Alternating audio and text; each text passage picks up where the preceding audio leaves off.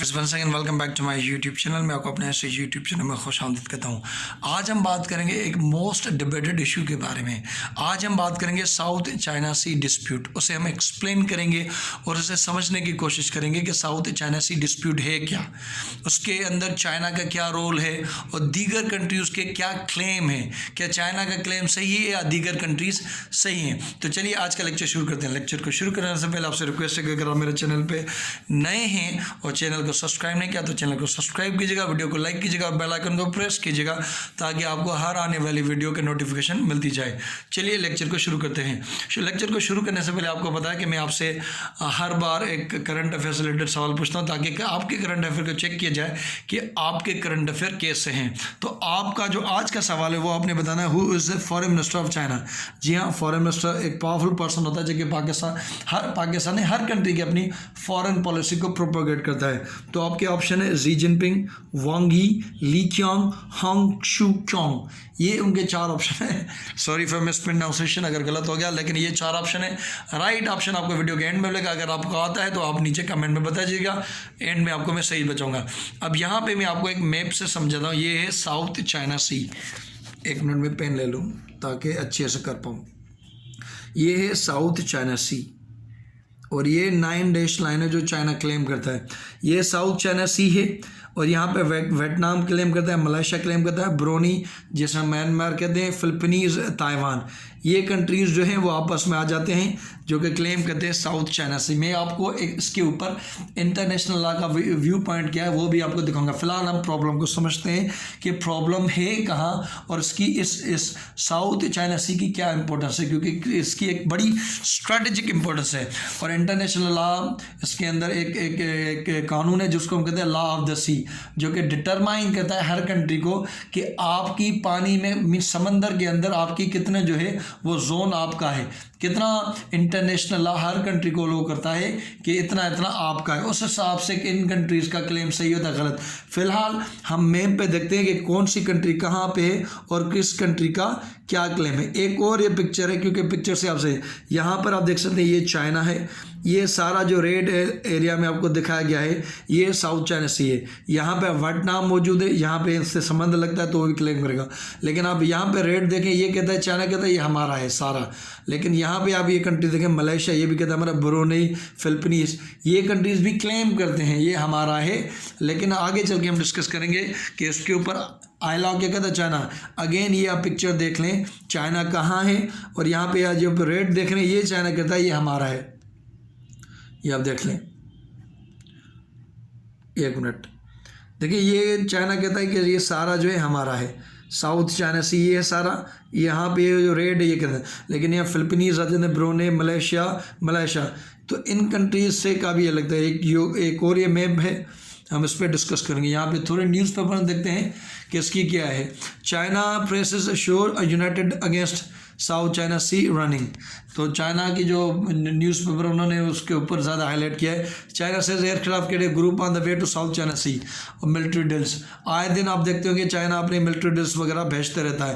ना सिर्फ ये कि चाइना ने वहाँ पर अपने डिफरेंट आइलैंड्स जो कि आर्टिफिशियल आइलैंड है वो भी उन्होंने बनाने शुरू किया। हम जानेंगे कि वो उन्होंने आर्टिफिशियल आइलैंड क्यों बनाए है। ये एक साउथ चाइना मॉर्निंग पोस्ट है जहाँ पे लिखा है, ये 9 न्यूज़ है, साउथ चाइना सी हेडलाइंस। उनमें कहा China strengthens naval base in disputed South China Sea. अब हम यहाँ पे से ओवरऑल डिस्कस करते हैं। देखिए पहले हम देखते हैं history of South China Sea claims.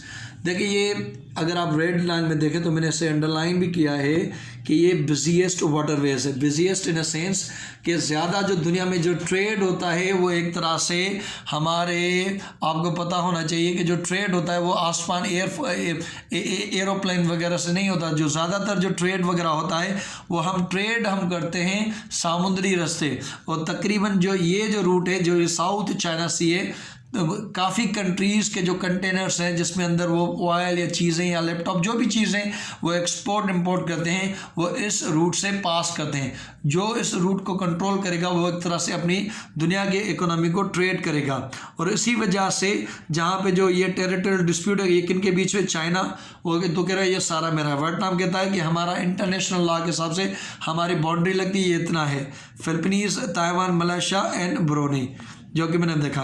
अब यहाँ पे आप देखें कि ये जो इशू है इसकी वजह से चाइना यूएसए के जो रिलेशन है वो भी कन्फ्लिक्ट में पड़ते हैं। चाइना क्या कहता है कि उसमें अपनी नेवी वगैरह बढ़ा दिया, लेकिन क्योंकि आपको पता है इंटरनेशनल लॉ एक कानून देता है जिसको कहते हैं फ्रीडम ऑफ नेविगेशन, कि आप उसमें मूव कर सकते हो, आप ट्रेवल कर सकते हो। तो आए दिन आप देखते हैं कि अमेरिकन उस साउथ चाइना सी के अंदर डिफरेंट कंट्री के साथ एक्सरसाइज करते हैं। लास्ट मेरे ख्याल से मंथ में वियतनाम और इंडिया ने साउथ चाइना सी में ड्रिल की थी, जैसे वो कहते हैं पास कुछ इस नाम से।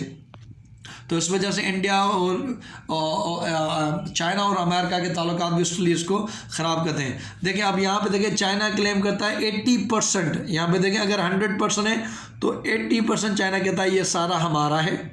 और वियतनाम क्या कहता है 70 क्या कहता है पार्सले आइलैंड्स और स्पार्टले आइलैंड्स, ये छोटे छोटे आइलैंड्स भी ये साउथ चाइना सी में मौजूद है, जिसके ऊपर जो कंट्रोल है वो चाइना का है, लेकिन वियतनाम ये क्लेम करता है ये हमारा है। अब आप यहाँ पे देखें जब सेकंड वर्ल्ड वार थी तो उसके ऊपर किसी ने कंट्रोल क्लेम नहीं किया था कि हमारा है।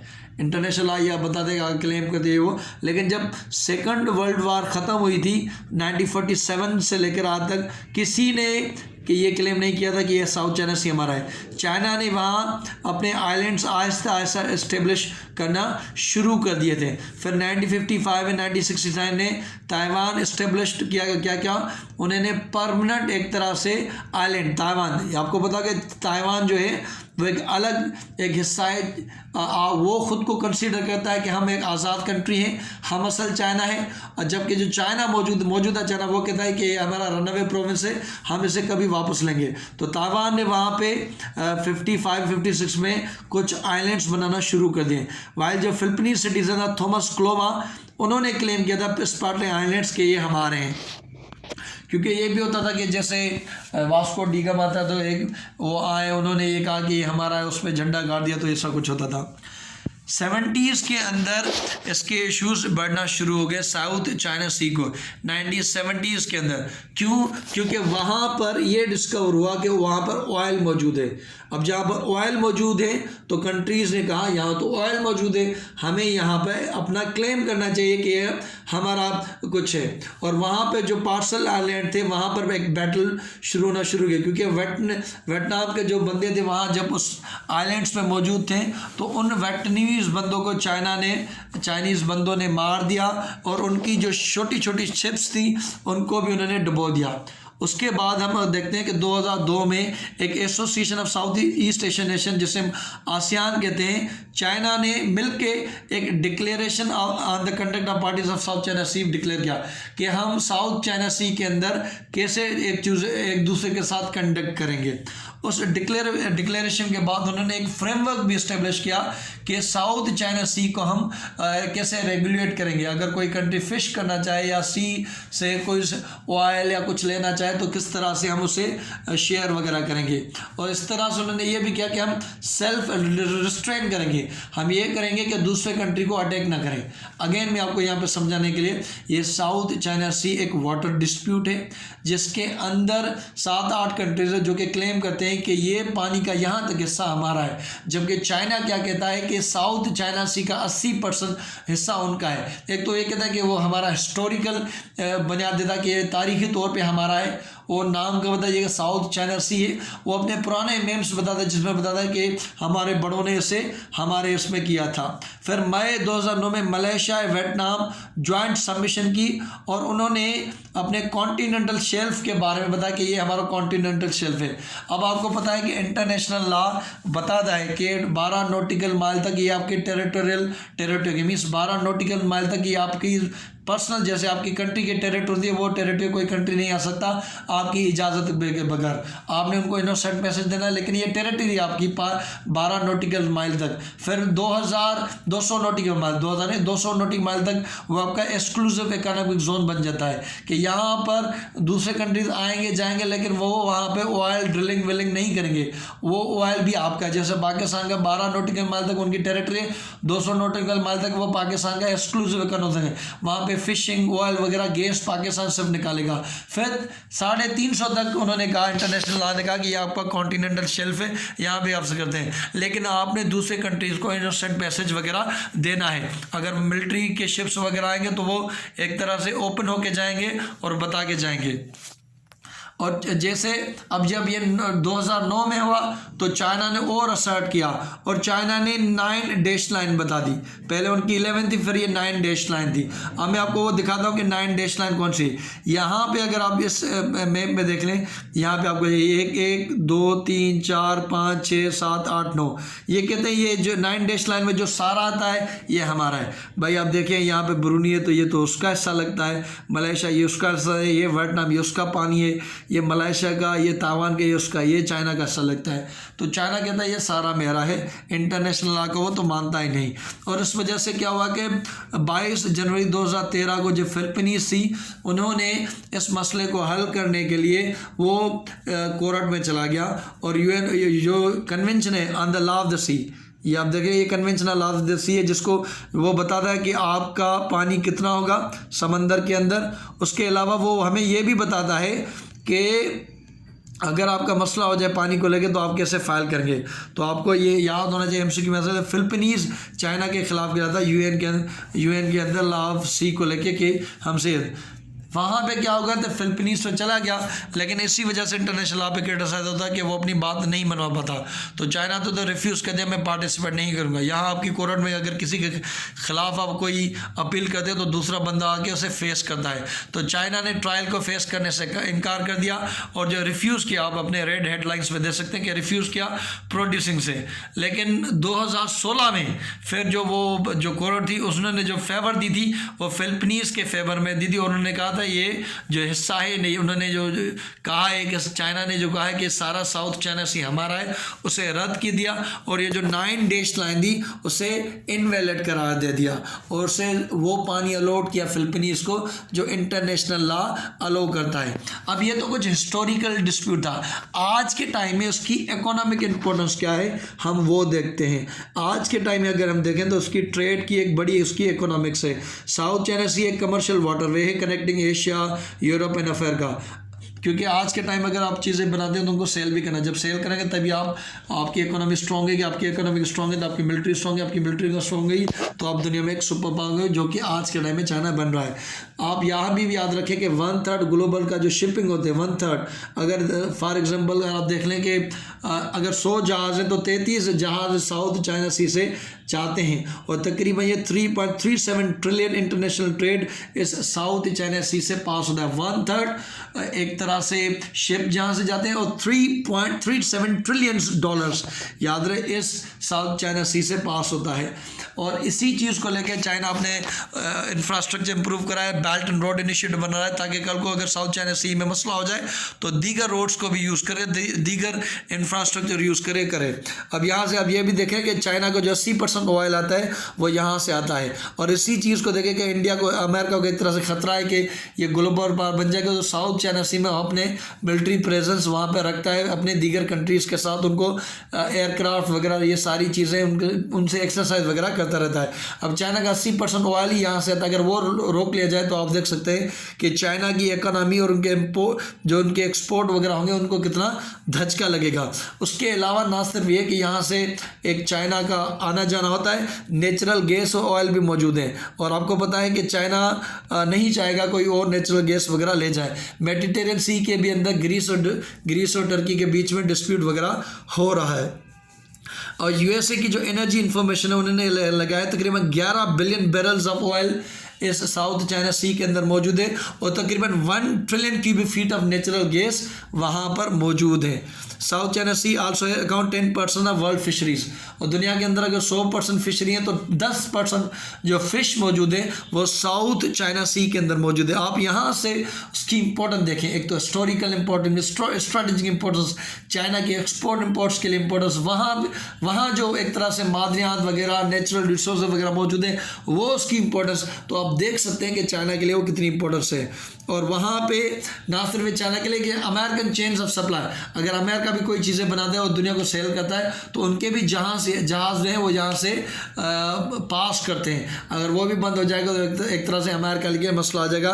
तो वो चाहते हैं कि अमेरिका कहता है हम फ्रीडम ऑफ नेविगेशन इंटरनेशनल यहाँ ये कंट्रीज है, हम ये करेंगे। आज के टाइम में कोई एक तरह से उनकी मौजूद है, लेकिन वहाँ पर चांसेस है कि कभी भी कन्फ्लिक्ट हो सकता है, क्योंकि चाइना के जो एक डिफेंस मिनिस्टर उन्होंने कहा था कि अमेरिका नहीं सुधरेगा जब तक हम उनका कोई एयरक्राफ्ट कैरियर डुबो दें। तो ऐसे भी बयान आते रहते हैं। लेकिन जो दीगर कंट्रीज हैं इंटरनेशनल वो कहते हैं कि फ्रीडम ऑफ नेविगेशन वो तो आपको हर कंट्री को देना है। अगर वो पास करना चाहता है तो वो आपको देना है, वो वहाँ से चला जाएगा अपने शिपिंग वगैरह के लिए, तो उससे वो जाना होगा, उससे आपने देना है। और तो और इंटरनेशनल लॉ कहता है कि आप 350 तक 12 नॉटिकल माइल आपकी टेरिटरी, 200 नॉटिकल माइल आपका एक्सक्लूसिव करना, 350 आपका कॉन्टिनेंटल शेल्फ बन जाता है। वो तो आपको अपनी दूसरे कंट्रीज को देना है। तो वो चाइना नहीं मानता, बाकी दीगर कंट्रीज मानते हैं। अब यहाँ पर भी देखेंगे चाइना एक fast emerging global super power है अपनी टेक्नोलॉजी की वजह से, अपनी मिलिट्री आर्सेनल की वजह से, वो अपनी जीडीपी की वजह से, वो अपना एक एम्पायर बढ़ा भी रहा है, जैसे belt and road initiative CPEC वगैरह करके इन्फ्लुएंस भी बढ़ा रहा है। तो चाइना नहीं चाहेगा कि कोई आके उनके बैकयार्ड में ये मसला करेगा, वो नहीं करे। अगर करेगा तो आने वाले टाइम में कन्फ्लिक्ट हो सकता है, जैसे थ्यूसिडाइट ब्रेव है जो कहता है कि एक राइजिंग पावर एस्टेब्लिश पावर में जंग होगी, क्योंकि जो एस्टेब्लिश पावर है उसको फील होगा कि ये मेरे सुप्रीमेसी के खिलाफ है। और चाइना ने इसी चीज़ को लेके साउथ चाइना सी के अंदर मिलिट्री बेसिस बना लिया। जी हाँ, क्योंकि उनको जब भी अगर अटैक करना हो तो उनके बेसिस मौजूद हो, यहाँ पर उनके जहाज़ वगैरह खड़े रहें। अब ये तो नहीं कि कोई मसला हो, उनके अगर बेसिस वगैरह होंगे तो अपनी मिलिट्री को जल्दी मूव कर जाएंगे और मूव करके अगले कंट्री को जल्दी से ही अटैक कर पाएंगे। अब इसी चीज़ को देखें कि बेल्ट एंड रोड इनिशिएटिव उन्होंने $multi-billion प्रोजेक्ट का बनाया, और वो चाहेंगे कि ये जो पैसेज है साउथ चाइना सी का, वो इस तरह से इन चीज़ों में ये साउथ चाइना सी का जो उनका रास्ता है वो ओपन रहे। और चाइना कहता है, चाइनीज़ के लिए अमेरिका कहता है कि BRI को मिलिट्राइज करता है। देखिए आउटकम इसकी हम ये कंक्लूड कर सकते हैं कि ये इंटरनेशनल लॉ को चाइना को देखना चाहिए कि दीगर कंट्रीज, क्योंकि उन कंट्रीज़ की एक बाउंड्री लगती है। अगर आप ये कहें कि ये नहीं आपका नहीं है तो ये नहीं है, इंटरनेशनल लॉ एक लॉ मौजूद है, उस हिसाब से आप अपने देखें आप क्या है। वैसे तो फ्रीडम ऑफ नेविगेशन हर किसी के पास है, आप अपने हर जहाज़ हो कोई वहाँ से पास कर सकता है, लेकिन ये क्लेम करना कि ये सारा हमारा है, ये गलत बात है। ये चाइना को नहीं करना चाहिए, और दूसरे कंट्रीज़ की सॉवरेनिटी उनको वो एक तरह से उनको रेस्पेक्ट करना चाहिए। अमेरिका को भी बाज आना चाहिए, वो नहीं कि आगे चाइना के लिए मसले मसाइल क्रिएट करना चाहिए। तो इसका बैठ के मसला हल हो सकता है, जो कि कोशिशें पास्ट में है। अब हम आते हैं एंड में, आपका फॉरेन मिनिस्टर जो है वो मैं आपको बता देता हूँ सही ऑप्शन आपका क्या है, वो हम देखते हैं। आपके जो सही ऑप्शन है वो है जी जिनपिंग, ये इनके सदर हैं, वांग यी ये इनके फॉरेन मिनिस्टर। तो आपका सही ऑप्शन है ऑप्शन बी वांग यी। ये ली क्योंग ये चाइना के प्राइम मिनिस्टर हैं, और ये हांग शू क्योंग ये इनके जो हैं चीफ ऑफ आर्मी स्टाफ समझ लें, ये मौजूद हैं। देखने का बहुत शुक्रिया। अगर आपने चैनल को सब्सक्राइब नहीं किया तो कहानी सब्सक्राइब कीजिएगा, वीडियो को लाइक कीजिएगा, बेल आइकन को प्रेस कीजिएगा। थैंक यू सो मच, अल्लाह हाफिज़।